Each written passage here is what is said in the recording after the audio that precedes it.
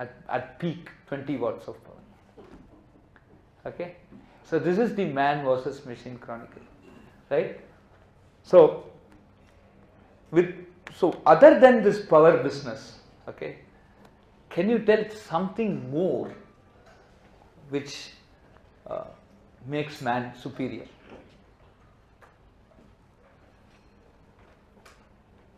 Based on just these three examples, still can you say something which could make man much superior? Huh? You can do all. Right? Can you refine that answer? It's not specific to one problem. You can solve it. Specific to one problem. Can you tell more about that problem? All these three problems. Mike. What are yes? Unpredictable. These problems are. Man's thinking is unpredictable. The machine will think according to its programming only. Right? So, yeah, you're all getting to answer, but can we get. Man does not work on predefined algorithms. Okay, so what are these? Lot of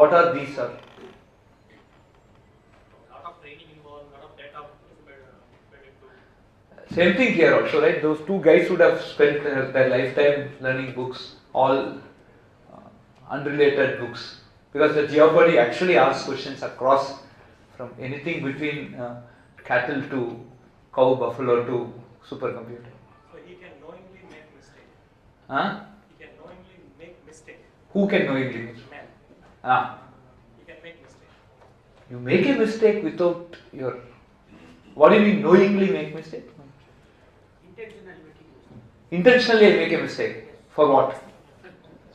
They are talking about lying. Man can lie. Huh? Machine is not completely programmed. But here if you lie, you lose. Right? Mistake. Yes. It can't make ethical decisions. Example is the movie Robo. Rajnikant's jetty says go save the lady where the apartment is burning, go save her. Okay. So She's having a bath. correct. It can't make the decision. Sure. So the main thing is that all the three problems that we have stated here are highly structured problems with well-defined unambiguous rules, right? There is absolutely no ambiguity in the way the problem has been described to the system, right? But the moment we have ambiguity, right? The moment we have rules and regulations that are ambiguous, then it becomes highly impossible for a computer to win over mankind. For example, two instances can you tell me where ambiguity makes a lot of business?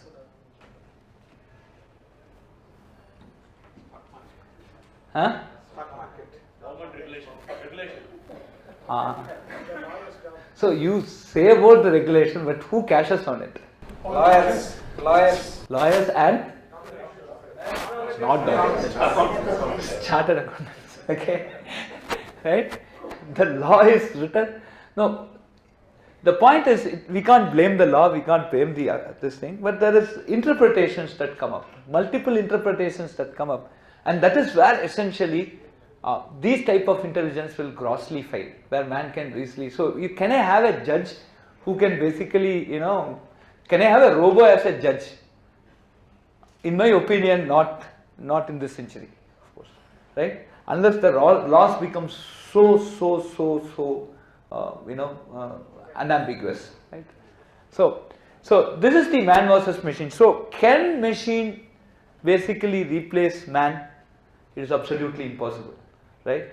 So if machine cannot replace man, then why are we worried about artificial intelligence, right? Huh? So why are we worried about artificial? Why there is so hue and cry saying it will remove off jobs? Suddenly yesterday I saw some report saying 3 million jobs will go. It's all like Tenali Raman story. I hope all of you know this Tenali Raman story, right? Tenali Raman, the king actually asked Tenali Raman to count the number of crows, and he said, if it less or more, I will kill you. Yeah, 55,335. Then he said, what if I count and get one more? It flew after I counted. Flew in from the other country after I counted. Less than flew out after I counted. So I am correct. Okay, so this is all speculation. Now, why are we worried about it? Yes, sir, please. I think the machines can replace skills. So the man's skills versus machine skills is in the question here. That's where the fear comes, I think. Okay, so can you be more specific on skills? So when you look at skills, I think, barring the ambiguous part of it, a lawyer or chartered accountant, the places where your tasks are very well defined, you could almost construct a system that could be replaced by a machine. So those jobs are in danger. Let's take an example of something like car driving. Autonomous is fairly successful. Whether it will be successful in India or not, I don't know. But at least, if you are a good enough driver, and if you are able to just follow the rules. Do you have a car? Yes, I do. How much scratches it has? I don't drive, so no scratches. You don't drive, okay. I don't drive here, but I used to drive in US. Okay. Okay. Right, okay. This is a part of debate, I think. Yeah, so the point is, at least with autonomous vehicles, so I do own a car and I'm a very careful driver, I think so.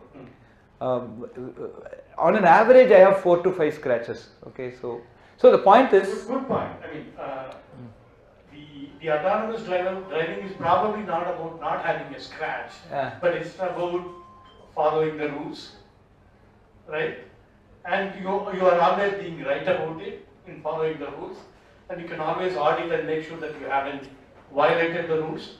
Those are benefits, I think, of this artificial intelligence implementation. Right. So it can be a semi-autonomous driving, something like that. Okay. So I have an autonomous driving car with a driver. Okay. Then, okay. So why are drivers? So let me just ask you a question. Who are all the? Please sit down, sir. Who are all the most irritable people that you have met? Right? Morning we are living, right?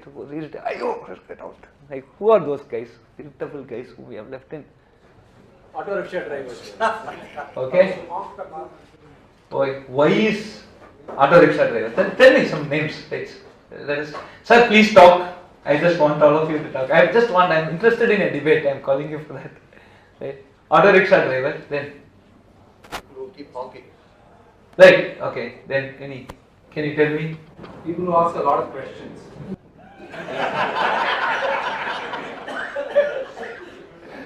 But they are not irritated, right? They're smiling. See, you can see almost. Wife. Huh? Wife. Shavla? Right. So, who are the most irritable persons that you met in general morning to evening? Why is your wife irritated? Who said wife? Who had the courage to tell wife? Oh wow. Okay. He's not around. She's not around, but why do you think your wife is irritated? No, I'm talking about irritability. Right? Any other examples? Somebody who skips the commuters, those who travel, commuters. Okay, so policeman, morning you go to a police station, you get a warm welcome. No, right? Maybe you don't go to a police station, but a traffic police, a bus conductor, a bus driver. Okay, why do you think they are irritated? Railway reservation clerk. No, basically IRCTC. Thanks, we don't go there, right? But we go. I actually went to. I was the JE chairman. I was running the joint entrance exam, so I spent one day in Central Station because we had to carry those trunks, and these question papers are $1 million worth the previous evening, right? Next day morning after it's given, it's 0 worth, but so we have to safely deliver those babies very carefully. I spent one day in Central Station, Central Railway Station, and the booking clerk was very irritating, right? You go and ask him, sir, one book. So we have to book some 500 trunks, right? One by one, I have to wait and book it. Very irritating. Morning I thought, why is he so? But evening I was completely convinced that his irritability is clear. Why do you think so? Because they do the same job where there is no need for any intelligence, right? It's a well-defined job today, right? For example, take a bank, right? There's a check clearance. So you see whether the signature is correct. You see whether the account number is correct. You need to see whether the number here and this. The same job, and you do not for years together. And you don't have any upgradation. And that makes you very irritability, and the person who does is not even liking to do it. But they do it because that's a living. Now, if I go and change and say, okay, you do something better than this, and this mundane job, let a machine do, I think it's going to be happy. Right? So, when we look at automatable jobs today, it has basically come out by for years together, people have been looking at passing checks in banks.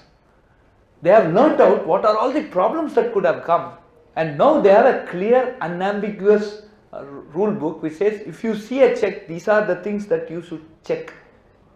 CHEQUE, CHECK.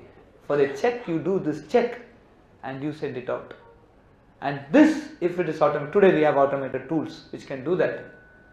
And what happens because of that, you have, first and foremost, you have very high level of accuracy.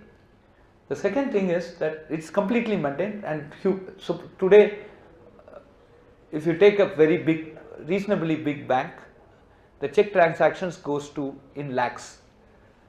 And when I deposit a check, tomorrow morning I want it to reach the other account, or I need vice versa.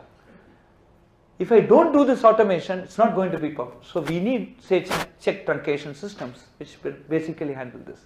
This is an example of an automation. So what automation has done, it has basically removed a job which does not need a human being, right? But he is doing it with full level of irritation just for his livelihood to another part. Whether he is going to get reskilled and do something better is another different ballgame. Whether we have something that could reskill him and do something better, this is all debatable. But today the job that I am removing from that guy is something which he doesn't want to do. This is my statement. I want this argument to come out of this, but if you want. Okay. Now let us see. So I am just merging some social issues with technical issues. If I am, okay. Why is brain doing things with 20 watts while that computer wanted 30,000 watts? Right? Brain is always an approximate computing system. Right? If I ask 923 by 21 is greater than 1.75, do you really think the brain is computing 923 by 21 and then comparing it with 1.75? No. It never does any mathematics here. It just says like 21 into 2 is 42 and 923 is much greater than 42. So 923 by 21 is not greater than 1.75. So it doesn't do that computation at all. But now 923 by 21 is not greater than 1.75. But if I ask 923 by 21 is greater than 45, then it does some amount of computation. But if I ask exactly what is 923 by 21, then it starts the calculation. Okay. So as my question becomes more and more tougher, right, my brain adapts itself and starts more and more computing. If my question is easy, it just answers that question very quickly, right? So as I start spending more time, my brain starts actually, so effort actually